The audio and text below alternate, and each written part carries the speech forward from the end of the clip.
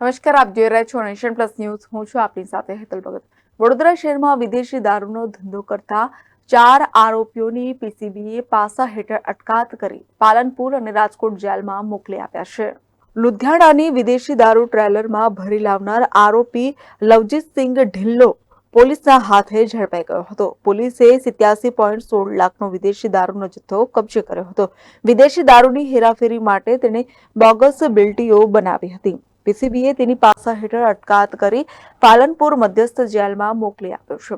બીજા બનાવમાં પોલીસે લક્ષ્મીપુરા પોલીસ સ્ટેશનની હદમાંથી વિદેશી દારૂ સાથે ઝડપાયેલ આરોપી રિયાઝ શેખની પીસીબીએ પાસા હેઠળ અટકાયત કરી પાલનપુર મધ્યસ્થ જેલમાં મોકલી આપ્યો છે.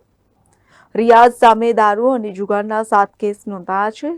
ત્રીજા બનાવમાં કિશનવાડીમાંથી ઝડપાયેલા 26.06 લાખના દારૂના કેસમાં ઝડપાયેલ નિલેશ ઉર્ફે નીલુ નાથાણીની પીસીબીએ પાસા હેઠળ અટકાયત કરી રાજકોટ જેલમાં મોકલી આપ્યો છે. તેની સામે કુલ 29 ગુનાઓ દાખલ થયા છે.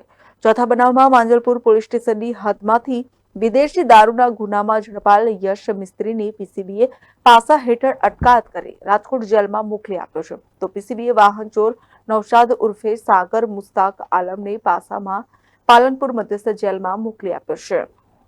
Bureau report, Nation Plus news, Vadodara.